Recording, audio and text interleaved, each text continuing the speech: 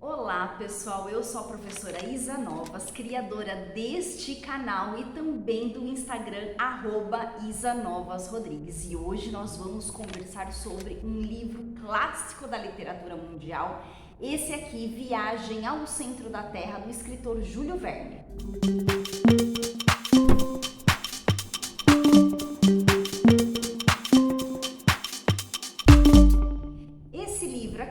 Ele foi escrito pelo francês Júlio Verne em 1864. Além desse livro aqui bem famoso, aliás, tem um filme que foi lançado em 2008, baseado nesse livro aqui. E ele também escreveu outras obras que ficaram muito famosas, como 20.000 Léguas Submarinas e Volta ao Mundo em 80 Dias. Aliás, do 20.000 Léguas Submarinas eu já tenho uma resenha aqui no canal e do Volta ao Mundo em 80 Dias eu tenho um audiobook comentado. Vamos conversar um pouquinho sobre as personagens principais desse livro. Nós temos o professor Otto Lidenbrock, ele é um geólogo, professor de mineralogia, muito famoso na área dele, um cara meio esquisitão, excêntrico, sério, mega inteligente e tinha um amor incondicional pelo sobrinho Axel que morava com ele. E que, para quem já assistiu ao filme, nós vemos muitas diferenças aí, porque o professor lá do filme é um professor todo brincalhão, solto, também super inteligente, mas às vezes faz até papel de bobão. Então no livro nós temos um professor mais sério, tá? Um professor bem diferente. Agora, sobre o sobrinho Axel, nós também temos muitas diferenças entre o livro e o filme. Aqui no livro, o sobrinho Axel, ele mora com o tio porque ele é órfão, ele faz um papel assim de inocente, bobão, aliás, ele atrapalha até um pouco em alguns momentos da viagem. Ele mora com o tio e na casa do tio tem uma grande biblioteca e eles passam horas lá conversando sobre os estudos de mineralogia do tio, porque o Axel do livro, ele se interessa muito sobre esses assuntos.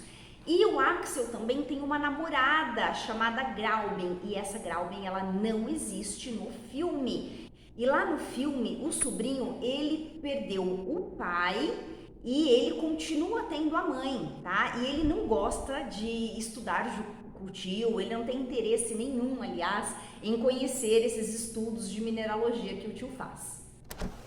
E o guia da viagem? Entre livro e filme também temos muitas diferenças, porque aqui no livro nós temos o Hans, que é um nativo do local. Lá no filme nós temos a Hannah, uma mulher que até traz um ar romântico para o filme, e esse ar romântico no livro não tem nada a ver com o guia, né? A relação romântica que existe aqui é entre a Grauben, a namorada do sobrinho Axel, que fica, né? E ela acaba dizendo que vai ficar esperando pelo Axel o tempo que for preciso e que ele vai fazer a viagem junto com o tio e que ela vai ficar esperando. Ah, então o romance fica por conta desse casal no livro. A história do livro começa porque aparece um pergaminho. O Axel e o tio estão na biblioteca, mexendo nos livros antigos e cai de dentro de um livro bem antigo um pergaminho ainda mais antigo. E nesse pergaminho há uma espécie de códigos e eles começam então a tentar decifrar esses códigos. O Axel, o sobrinho, consegue decifrar o código e eles então fazem a leitura do pergaminho. Vou ler o que está escrito nesse pergaminho para vocês. Diz assim: desce na cratera do Snæfellsjökull, que a sombra do Scartaris vem roçar antes das calendas de julho, viajante audacioso, e tu chegarás ao centro da terra. Foi o que eu fiz, Árni Saknussemm. Então esse Árni Saknussemm diz aqui no livro que ele foi o primeiro viajante ao centro da Terra e ele deixa nesse pergaminho uma dica de como outra pessoa também pode conseguir fazer a mesma viagem. O tio decide então embarcar nessa viagem e não dá escolha para o Axel. Manda o Axel arrumar as malas, o Axel não quer ir na viagem, ele tem medo do desconhecido, ele também não quer deixar a Grauben. Só que a Grauben incentiva o Axel a partir, ajuda ele a arrumar as malas e a despedida dos dois é a coisa mais linda. Olha o que a Grauben diz para ele. Você está deixando sua noiva, mas na volta encontrará sua mulher. Ai, que fofo! E a viagem então começa. O tio e o Axel saem de onde eles estão e vão para a cratera Sneffels. Essa cratera, gente, é muito distante, então vamos pensar no meio de transporte da época. Eles levam muitos dias para chegar lá. Eles precisam fazer várias paradas, né? Então eles pegam trens, carruagens, barcos, balsas, cavalos, pois é, com várias escalas, né, no meio do caminho.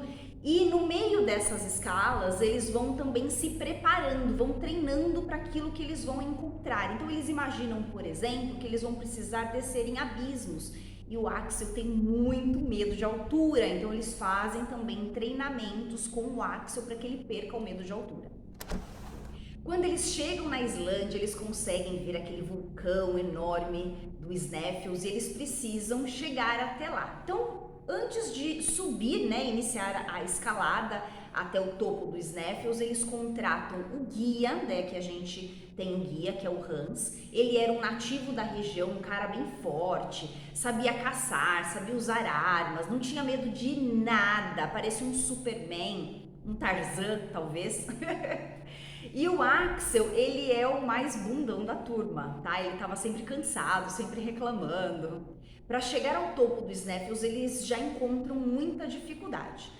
E quando eles chegam lá, eles precisam então começar a descer pela cratera central. E essa cratera tinha 30 metros de diâmetro e eles levaram 10 horas para conseguir fazer essa descida. E vamos aproveitar esse momento de esforço das personagens e vamos dar um like nesse vídeo, eles merecem, né?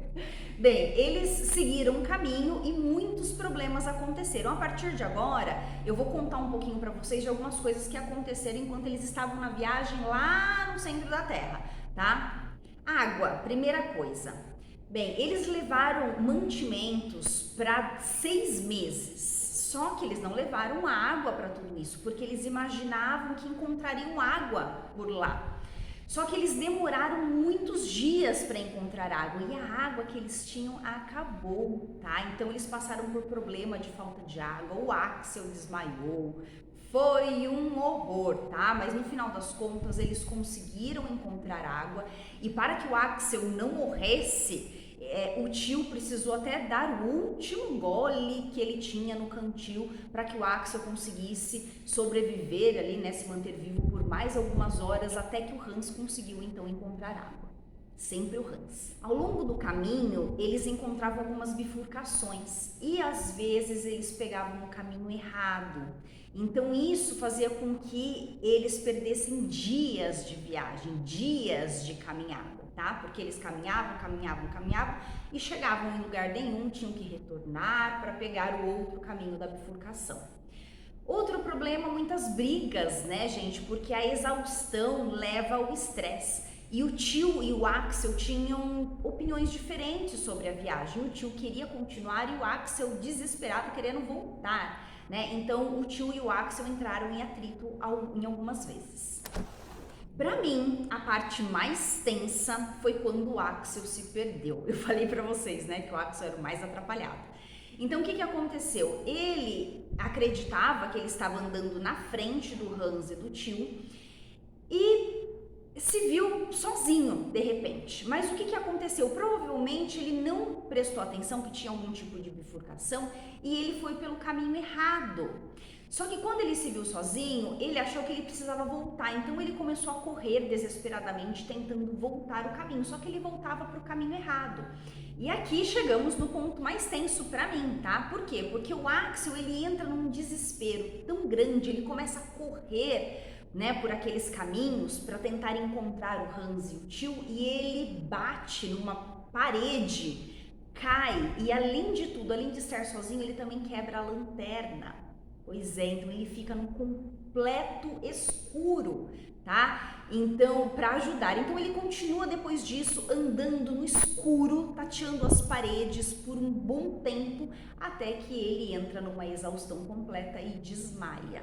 E daí a gente fica assim, nossa, será que ele vai sobreviver, né? Mas sim, o Axel sobrevive porque o Hans e o tio o encontram. Além disso, eles encontraram uma floresta com plantas e cogumelos gigantes. Tinha também luz lá no centro da Terra por uma espécie de fenômeno químico. E além disso, eles também encontraram um mar lá.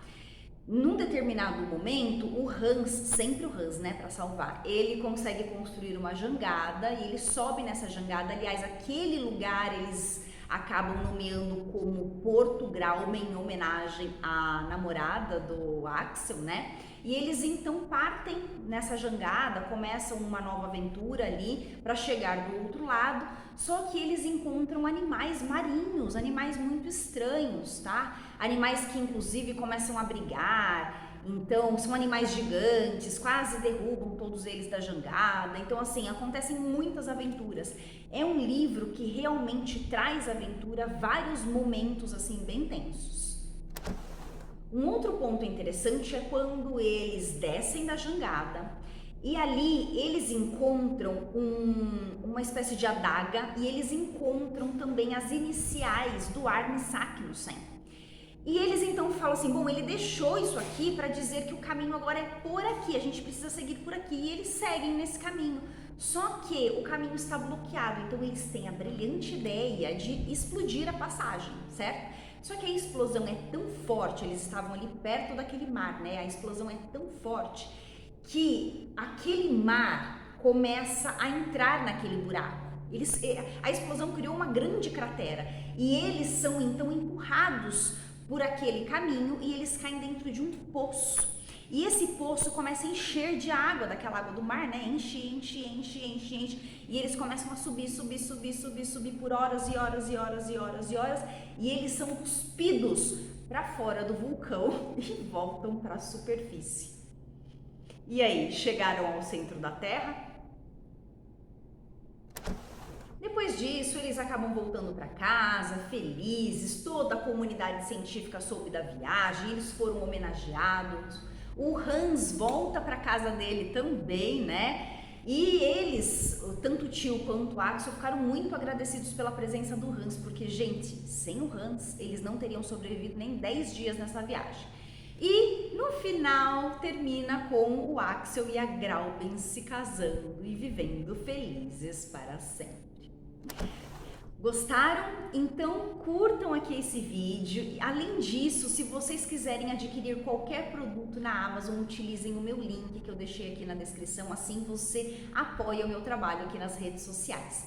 E o meu Instagram, @isanovasrodrigues, por lá eu compartilho minha leitura diária. Então é isso, pessoal, beijos e até o próximo vídeo. Tchau, tchau!